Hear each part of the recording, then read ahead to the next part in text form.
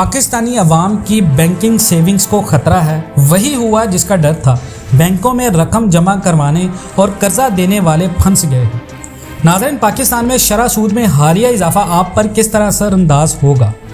इस हुकूमती इक़दाम से पर्सनल लोन जो पहले ही महंगे हैं मज़ीद महंगे हो जाएंगे। लोगों के लिए इस बढ़ती हुई महंगाई के दरमियान अपनी मसावी माहाना इक़साद की अदायगी मज़ीद मुश्किल हो जाएगी। बचत करने और पर्सनल लोन लेने वाले दोनों ही मुश्किल में आएंगे। पाकिस्तान ने IMF के साथ बातचीत के दौरान शरह सूद में 220 पॉइंट या 2% तक इजाफे पर आमादगी जाहिर की थी, लेकिन हैरानकुन तौर पर आज इसमें 320 यानी 3 पॉइंट्स का इजाफा कर दिया गया। दूसरी जानब पेंशन्स और बचत के ख्वाहां लोगों को भी एक मुश्किल इंतखाब का सामना करना पड़ता है कि अपनी जो रकम है वो बैंक में रखें या इन्हें फिक्स्ड असासों में तब्दील कर दें। मोडीज़ माहरीन के मुताबिक अफराते ज़र पहले ही 31.5% से ऊपर जा चुका है और चंद महीनों में यह 33% तक पहुंच जाएगा। इस सिलसिले में बैंक सेविंग्स तेज़ी से अपनी हकीकी कदर खो रही हैं। अगरचे आपका बैंक आपको अच्छा मुनाफा अदा करता है, लेकिन चंद माह बाद आप 10 लाख रुपए से शायद वो ना खरीद सकें जो आप आज खरीद सकते हैं। अब सवाल यह है कि इन हालात में आपको लोन या कर्ज लेने या मुनाफे के लिए अपनी जमा पूंजी बैंक के हवाले करनी चाहिए या नहीं? नाज़रीन, आपका ज़ाती पर्सनल लोन क्यों और कितना महंगा हो जाएगा? शरह सूद जैसे पॉलिसी रेट भी कहा जाता है, इसमें इजाफे की वजह से आपका पर्सनल लोन महंगा होता जा रहा है। 23 जनवरी को स्टेट बैंक ऑफ पाकिस्तान के ऐलान के बाद शरह सूद पहले ही 17% पर है। एक साला कराची इंटर बैंक और ऑफर रेट, जिसे काइबोर रेट कहा जाता है, जो बैंक एक दूसरे को कर्ज देने के लिए इस्तेमाल करते हैं, 19.82% है। ये शरह इस वक्त आयद होती है जब बैंक आपको पेश करदा पर्सनल लोन का हिसाब लगाते हैं। काइबोर का तयन शरह सूद की बुनियाद पर किया जाता है, इसलिए सूद अहमियत रखती है। जब बैंक आपको कर्ज की पेशकश करते हैं तो वो काइबोर के ऊपर मुनाफा शामिल करते हैं, इसलिए काइबोर प्लस बैंक मुनाफा वो शरह सूद है जो आप कर्ज पर अदा करते हैं। एक बैंक ज़ाती कर्ज पर तकरीबन 10% चार्ज करेगा, लिहाजा ज़ाती कर्ज पर बैंक की शरह सूद आज तकरीबन 30% है। इसमें इजाफी 3% या 320 पॉइंट का इजाफा होगा। मरकज़ी बैंक ने 16 मार्च 2023 को होने वाली मॉनेटरी पॉलिसी कमेटी के इजलास का इंतज़ार किए बगैर पॉलिसी रेट का ऐलान किया था। शरह सूद के इस ऐलान का अब आप पर क्या असर पड़ेगा?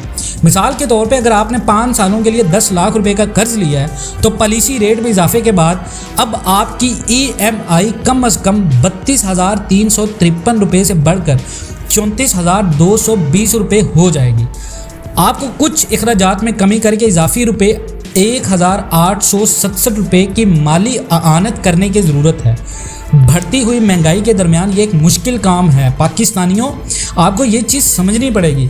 बचत करने वाले बहुत ज़्यादा खौफ का शिकार हैं, जबकि ज़्यादातर लोग ज़ाती कर्ज़ों पर 30% से ज़्यादा सूद अदा करते हैं। पेंशन और सेविंग्स करने वालों को उनकी रकम पर सिर्फ 16% मुनाफा मिलता है। मुख्तलिफ इकसाम के सेविंग सर्टिफिकेट्स पर मुनाफा 12.60 और 15.96% के दरमियान है।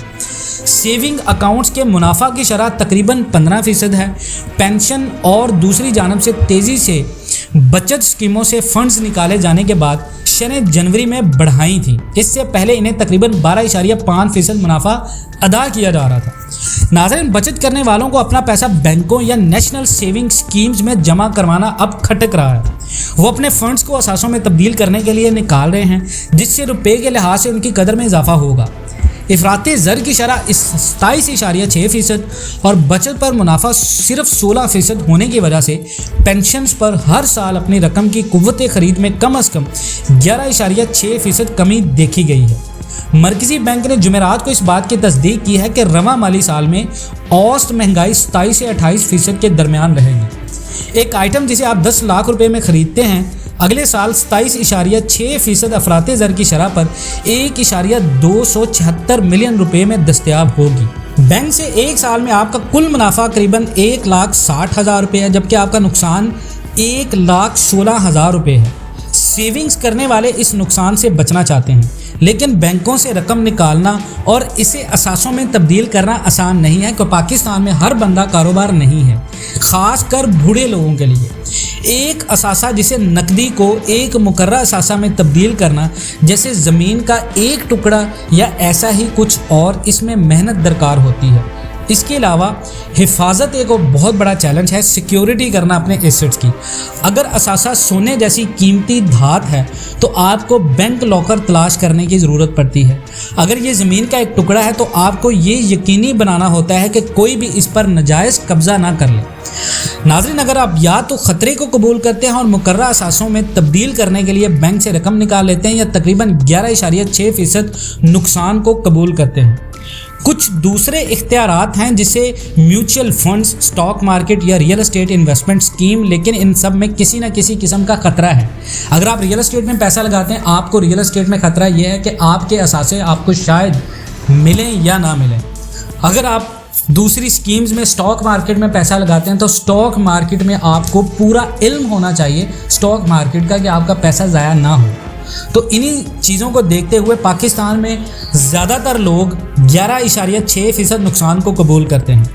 कौमी बचत स्कीमें और सेविंग्स अकाउंट्स, पेंशन्स और नौजवान बचत करने वालों के लिए पाकिस्तान में मालियात के महदूद मालूमात के साथ सबसे महफूज रास्ते हैं सेविंग्स के, और सेविंग्स बैंक आपको ऑफ़र करते हैं, लेकिन वहाँ पर भी आपकी महाना मुनाफा के साथ कुव्वत ख़रीद कम होती है, जिसका आज पाकिस्तान में जो शरह है वो करीबन 11.6% है। यानी 10 लाख रुपए के साथ आप महाना 1,16,000 रुपये अपने पैसों की मालियत खो रहे हैं।